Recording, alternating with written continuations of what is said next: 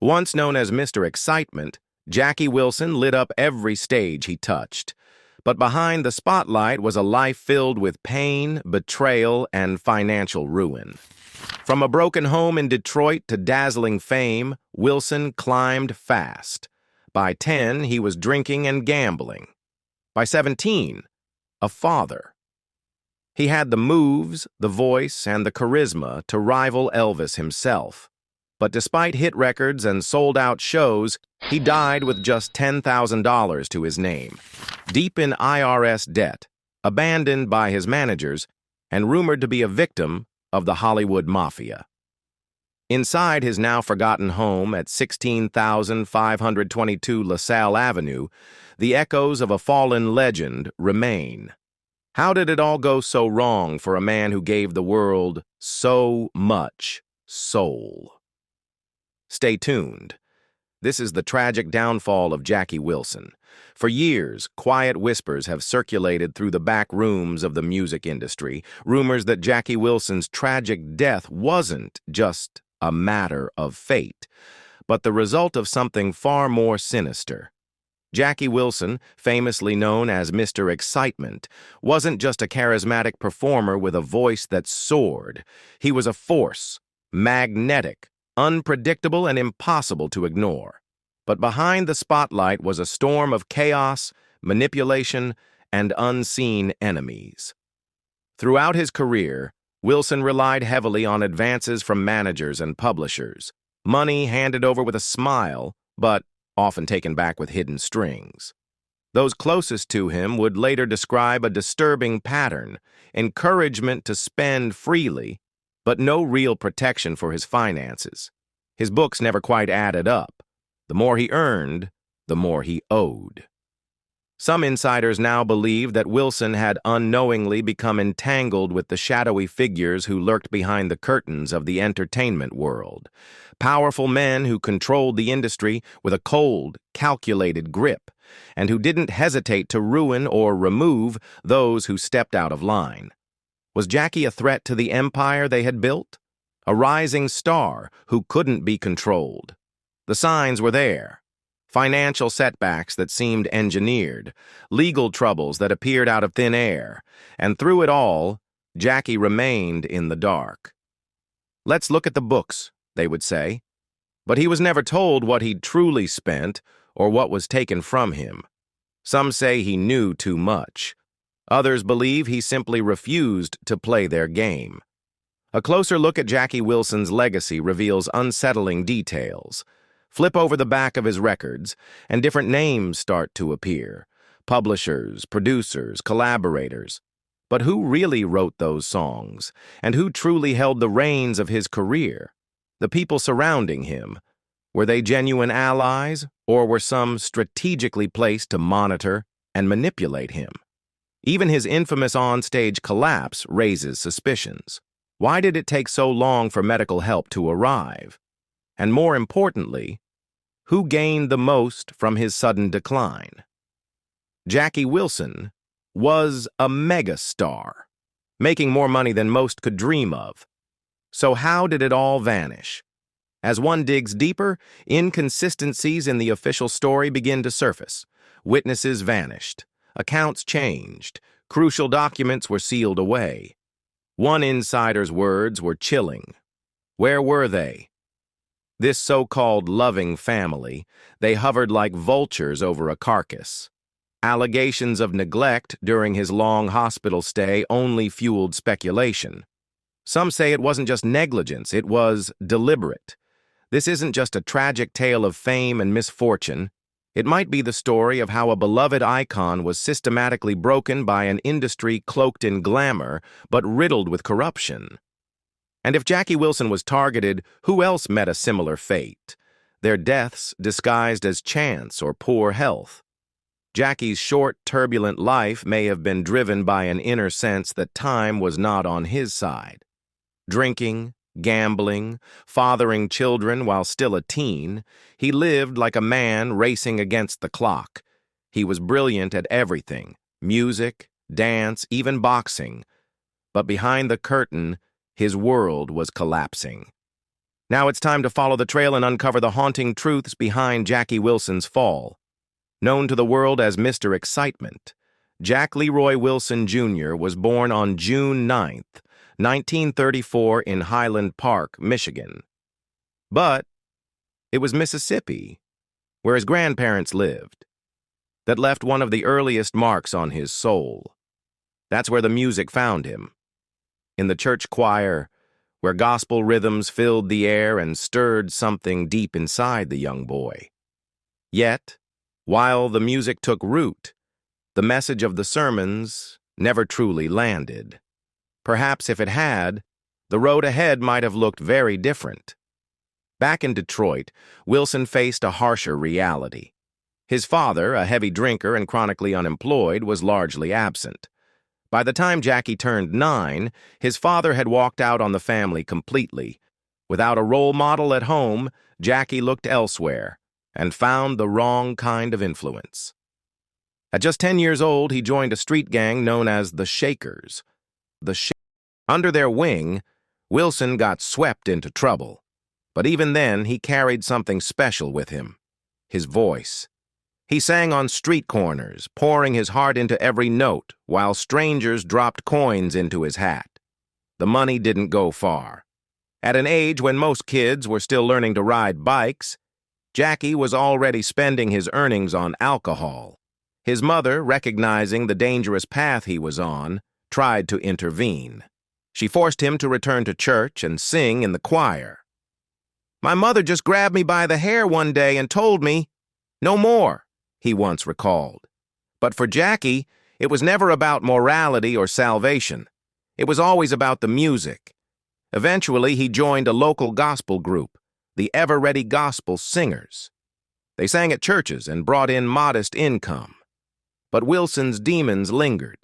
At night, he gambled away the money he earned by day. Despite his young age, he had already lived more lives than most.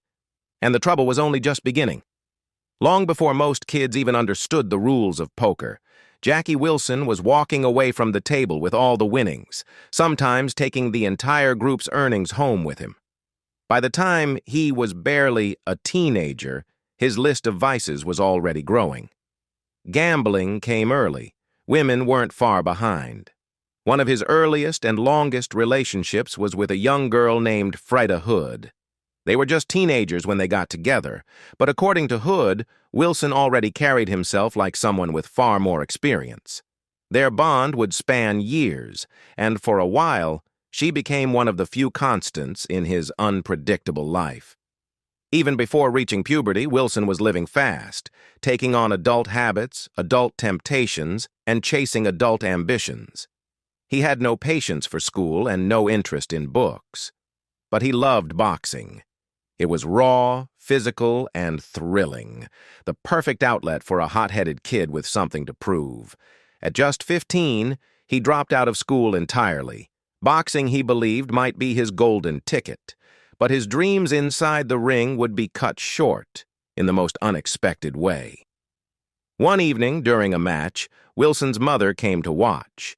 She always looked for him sitting in a certain seat before the fights, but this time she couldn't help herself. She shouted his childhood nickname, "Sonny! Sonny!" Just as he turned his head, distracted by her voice, his opponent landed a punishing blow. The crowd gasped. Wilson went down hard. His mother, horrified by what she had just witnessed, made up her mind then and there. Boxing was done. She pulled her son aside after the match and laid down the law. "You've got to quit boxing." Despite his fiercely independent nature, Jackie Wilson still listened when his mother put her foot down.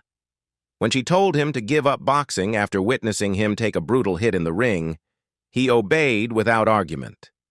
But boxing would soon be the least of his concerns, because trouble was coming for him fast. In a shocking twist, Wilson was shot in the stomach during an incident that nearly cost him his life. He survived, but the bullet remained lodged in his back. "I still carry it," he once said. "It's in a safe place. Just can't move because it hasn't moved." The brush with death didn't slow him down for long. Determined to make a name for himself, Wilson began performing in clubs, pouring his energy into singing. His charisma and vocal talent eventually caught the attention of a talent scout with a big opportunity. The Dominoes, one of the hottest R&B groups of the era, needed a new lead singer to replace the legendary Clyde McPhatter. It was a tall order, but Wilson walked into the audition with confidence far beyond his years. He didn't just sing, he made a bold claim. He said he was a better singer than McPhatter himself. The Dominoes were stunned by his audacity, until they heard him sing. His voice was undeniable. Despite his cocky introduction, they hired him on the spot. But there was one condition. He had to change his name. He had performed as Sonny, or simply Jack Wilson, but the Dominoes wanted a fresh identity. From then on, he would be known as Jackie Wilson. It was a major break, but not without its complications. While Wilson had immense talent, McPhatter left big shoes to fill. The group struggled to maintain their momentum, and Jackie's bold promise didn't immediately pay off. By 1957, Jackie Wilson was ready to forge his own path. Quietly, he made the decision to leave the Dominoes and pursue a solo career, a bold move that caught everyone by surprise. Like a one-man revolution, Wilson went independent and began searching for original material to launch his next chapter. One of the people who answered his call would go on to become a legend himself. A young, ambitious songwriter named Berry Gordy. Gordy remembered seeing Wilson perform live at Detroit's Flame Show bar and was blown away. "He was the greatest singer I had ever seen," Gordy later said. The two shared a common background in boxing, which helped them bond quickly. But it was their creative chemistry that made history. Together with Gordy's sister Gwen and friend Roquel Davis, they co-wrote Lonely Teardrops, a song that would become Wilson's signature hit, and tragically, a haunting foreshadowing of his later downfall. For Gordy, writing for Jackie Wilson was life-changing. The success of Lonely Teardrops helped launch his career, paving the way for him to create Motown Records, a label that would redefine American music. As Wilson's fame skyrocketed, so did his reputation as a live performer. Dubbed Mr. Excitement, he dazzled audiences with electric dance moves, a powerhouse voice, and a flamboyant sense of style. He wasn't just a singer, he was a showman. His influence rippled across generations. Icons like James Brown and Michael Jackson cited him as a major inspiration. Jackson even modeled some of his own stage presence after Wilson's high-energy performances. Even Elvis Presley took notice. So impressed was he with Wilson's rendition of Don't Be Cruel during a live show that he insisted on meeting him. Fans began calling Wilson the Black Elvis, but Presley, with a wink, flipped the script, calling himself the White Jackie Wilson. Jackie Wilson's live performances were nothing short of explosive and often controversial. Much like Elvis Presley, Wilson's stage presence was defined by his magnetic energy and provocative movements. But while Presley shook up audiences with a swiveling hip, Wilson took things even further. He didn't just move suggestively, he stripped down. It began subtly, removing his jacket and loosening his tie, playing up the image of a man too hot under the lights. But by the end of the show, his shirt would be open, sweat glistening on his chest as the crowd roared in approval. And just when parents of teenage girls thought it couldn't get any worse, Wilson pushed the envelope again.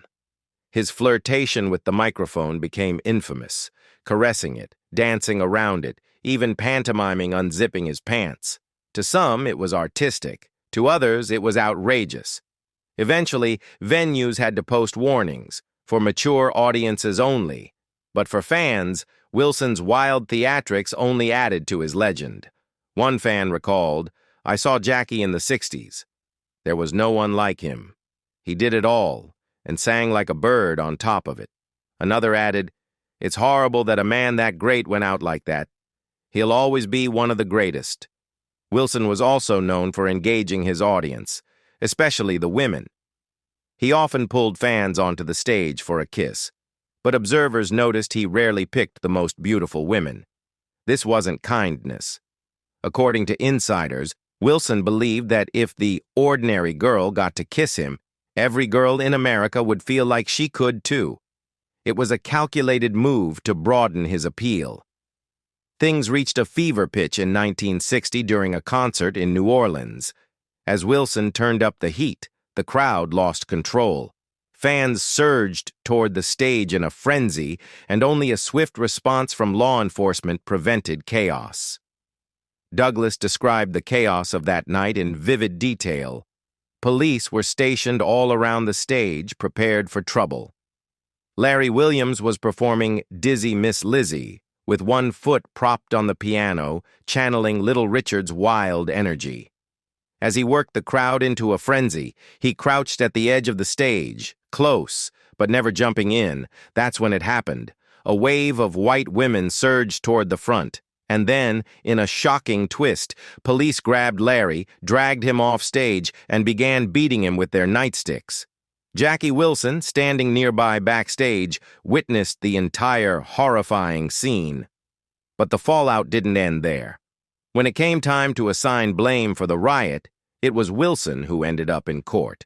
A judge charged him with assaulting a police officer, a serious accusation that could have ended his career. Yet Wilson, ever the survivor, managed to weather the storm. He cleaned up his act just enough to make appearances on The Ed Sullivan Show and American Bandstand, and continued performing for sold-out crowds. His popularity soared, even landing him a role in a feature film, just like Elvis Presley, his often compared counterpart. But fame came with its own dangers. On the night of February 15, 1961, Wilson returned to his Manhattan apartment with model Harlene Harris. As he fumbled with the door, what seemed like another encounter with a persistent fan took a dark turn. A woman approached them, seemingly obsessed, and in her hand was a revolver. Wilson froze, fearing the worst. Would she harm him? Would she hurt Harlene? But what the woman did next stunned them both. She didn't aim the gun at Wilson. Instead, she turned it on herself. Jackie Wilson later claimed he thought the woman was about to take her own life. In a split-second decision, he lunged forward, trying to stop her. But instead of preventing tragedy, he stepped right into it.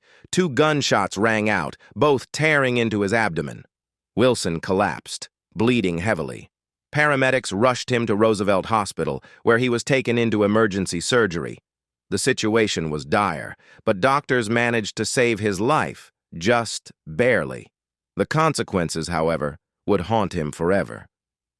Wilson lost one of his kidneys, and a bullet remained lodged near his spine for the rest of his life, a permanent reminder of that chaotic night.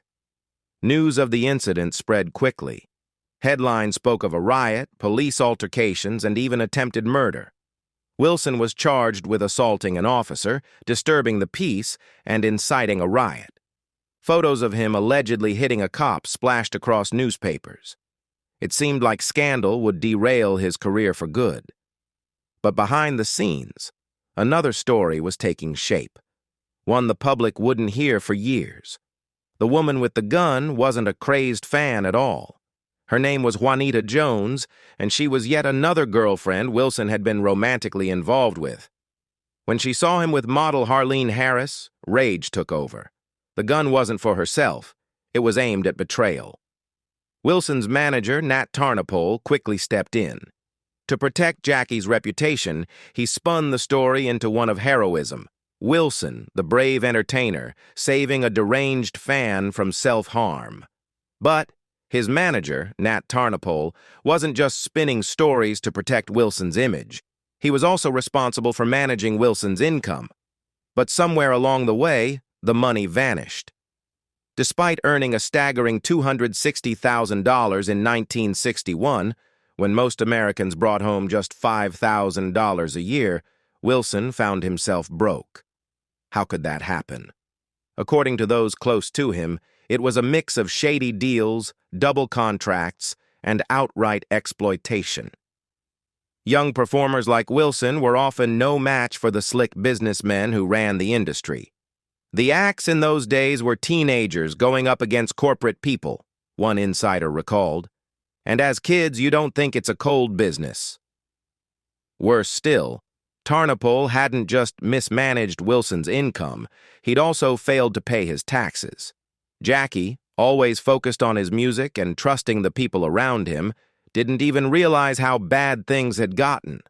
He was constantly going to managers and publishers asking for advances, unaware that he was sinking further into financial quicksand.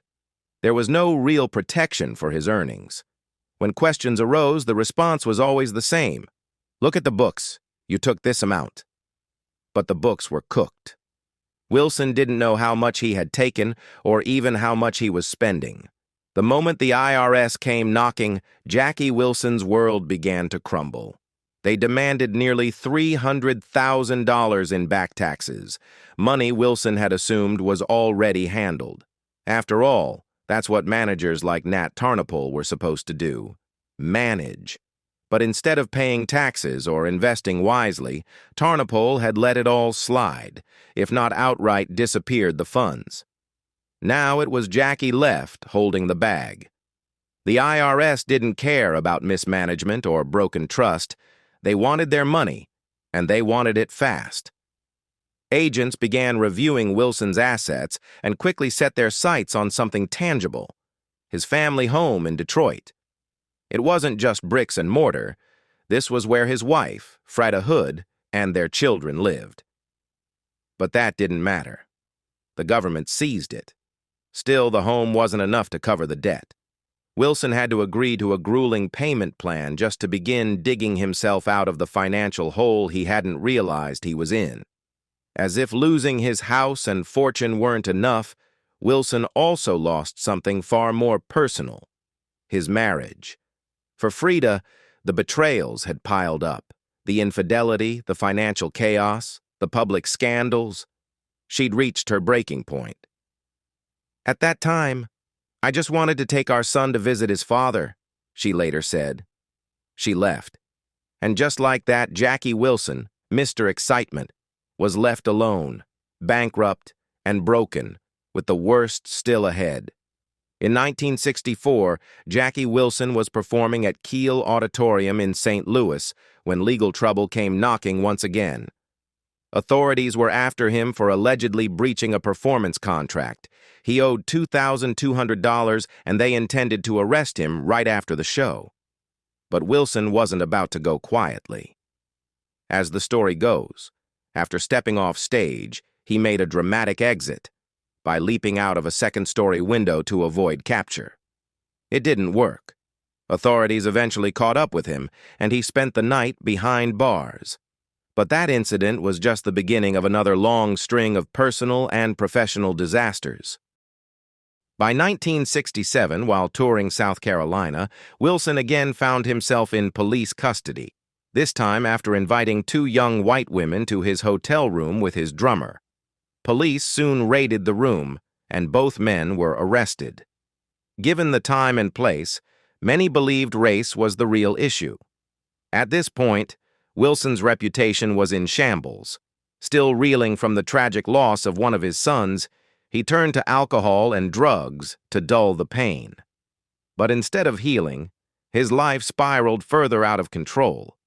Tragedy struck again when one daughter died of a heart attack and another was killed in a shooting, collateral damage in someone else's deal gone wrong.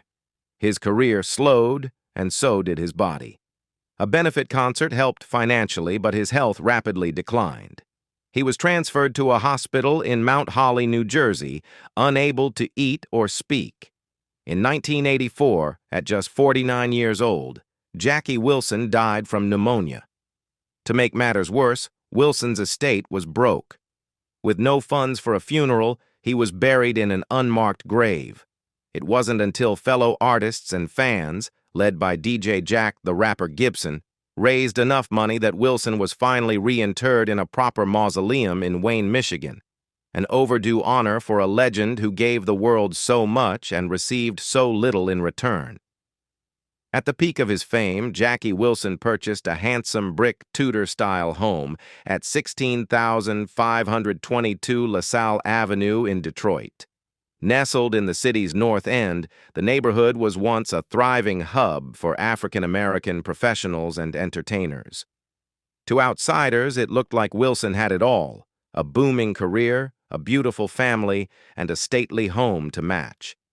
The house itself was elegant, built in the classic Tudor fashion with steep roof lines, arched windows, and a solid brick facade. Inside, the rooms were spacious and warm, perfect for hosting friends or retreating from the chaos of touring life. It was more than a house. It was a symbol of how far Wilson had come from his rough Detroit beginnings. He had grown up poor and fast, navigating broken family dynamics and the dangers of street life. This home represented safety, success, and stability. But the story would take a tragic turn. Despite earning hundreds of thousands of dollars a year at the height of his career, an astronomical amount for the time, Wilson's finances were secretly unraveling. His manager, Nat Tarnopol, was allegedly mismanaging funds, double-dealing contracts, and neglecting to pay basic obligations like taxes. By the time the IRS came knocking, Wilson owed them close to $300,000. The government seized his LaSalle Avenue home, the very house where his wife and children still lived. As his health declined and his career faltered, Jackie Wilson watched his fortune vanish. By the time he died in 1984 at just 49 years old, he was broke. His official net worth was a mere $10,000, far less than the opulent image he once projected on stage. Today, the once beautiful home on LaSalle Avenue sits abandoned and decaying. The windows are boarded up, the yard is overgrown, and the brickwork bears the stains of time and neglect. It's a haunting visual, standing in stark contrast to the energy and elegance that defined Wilson's career.